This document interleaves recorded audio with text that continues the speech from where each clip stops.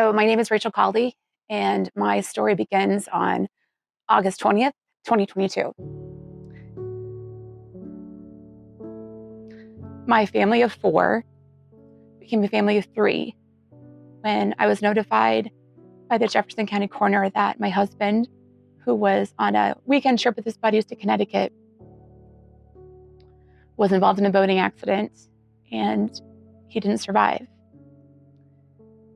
Grief is hard, but what I've learned about grief and what makes the grief of a widow or a widower much different than losing a friend or a parent or a sibling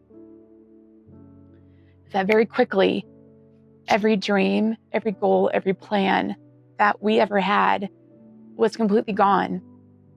And just that quickly, this team that we had raising our little girl is now just me. And in the beginning, we had this community around us, people who surrounded us with love and support to make sure that in those first few weeks, we were taken care of. And after a couple of weeks, we saw that circle, we saw that community just disappear.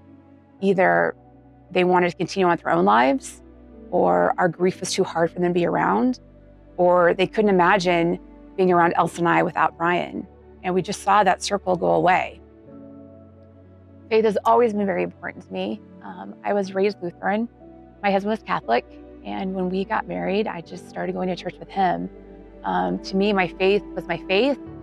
But when Brian died, I went through this period of being very angry with God because I couldn't understand why this God that we all love and is supposed to take care of us would take away an amazing father from this 2.5-year-old little girl.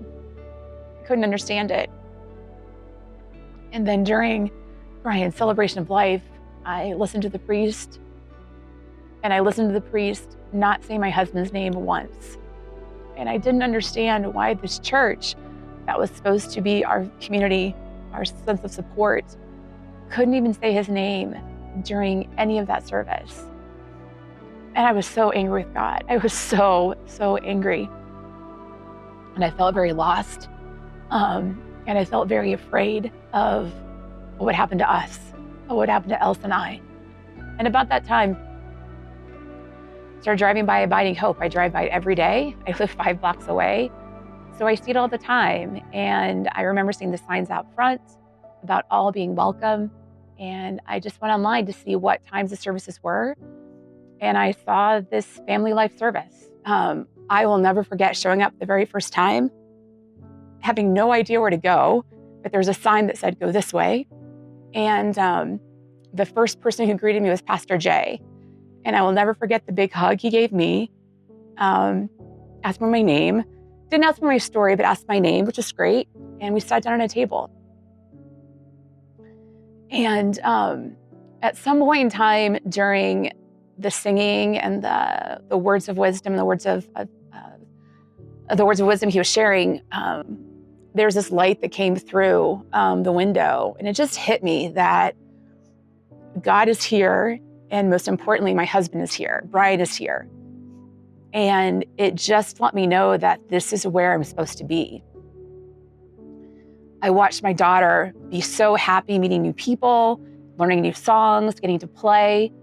And then we met at our small group tables. And from that very first time, that very first table conversation, I've always felt very safe to share my story because it is scary to be vulnerable in front of people for the first time and tell them that your husband died. Because no one knows how to react to me. No one knows whether to say, oh, I'm so sorry. But I felt safe to share during Family Life service. I've met an incredible group of moms and community. I'm a part of a small group at Family Life with moms with small kiddos that has helped me grow my sense of community and family that I needed. I also see in my daughter, a little girl who never went to church before Abiding Hope, loves going to church. I love being able to tell her Saturday night, don't forget tomorrow we have church. We have to get ready for Pastor Jay. And Sunday morning is the easiest day to get my daughter ready to go because she is so happy to see everyone. She is so happy to sing the songs, and she's so happy to be there. I am very grateful to Abiding Hope for being there when I needed them. If I had gone to Abiding Hope 2 years ago, I don't know if it would have had the impact it's had on me a year ago.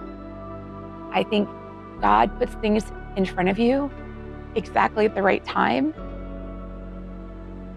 And going to that first Family Life service was the right time for us.